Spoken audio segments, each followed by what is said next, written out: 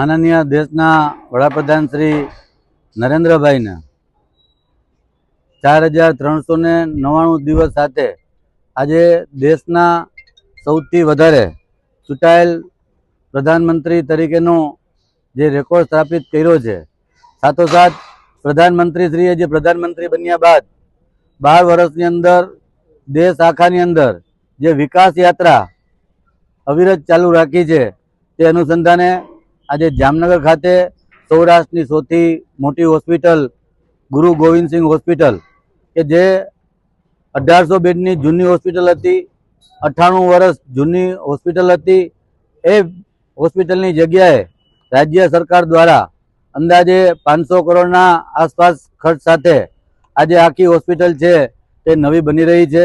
અગાઉ આ હોસ્પિટલની અંદર 1800 બેડ હતા, અત્યારે જે આ નવી બનશે ત્યારે એની અંદર 3000 જેટલા બેડનો સમાવેશ થશે। આઈસીયુની અંદર 75 બેડ જેટલી વ્યવસ્થા હાલમાં છે, પણ જ્યારે નવું બનશે ત્યારે 225 બેડની વ્યવસ્થા આઈસીયુની હશે। એટલે રાજ્ય સરકારે હોસ્પિટલ છે તે અતિ આધુનિક 7 અલગ અલગ 8 માળની બિલ્ડિંગો બનશે કે જેથી સૌરાષ્ટ્રની અંદર ખંભાળિયા છે, પોરબંદર છે, જુનાગઢ છે, રાજકોટ છે, કાલાવડ છે, આમ અલગ અલગ જિલ્લાઓમાંથી જામનગરની અંદર જે સેવાકીય દર્દીઓ અહીંયા આવી રહ્યા છે, એના અનુસંધાને રાજ્ય સરકારનો આ પ્રોજેક્ટ છે। માનનીય દેશના વડાપ્રધાનશ્રીએ હમણાં જ ધોલેરા ખાતેથી આનું ખાતમુહૂર્ત કરી અને આ પ્રોજેક્ટ આજે ચાલુ છે। તો મેં મારી સાથે માનનીય mayor Shri મોનિકાબેન, deputy mayor Shri, standing કમિટીના ચેરમેન શ્રી, નેતાશ્રી, દંડકશ્રી, હોસ્પિટલના સુપ્રિન્ટેન્ડન્ટ, ડીન, હોસ્પિટલનો સ્ટાફ સાથે આજે અમે આ નવા બિલ્ડિંગના જે બની રહ્યું છે તેની શુભેચ્છા મુલાકાત લીધી અને આખો પ્રોજેક્ટ સમજો।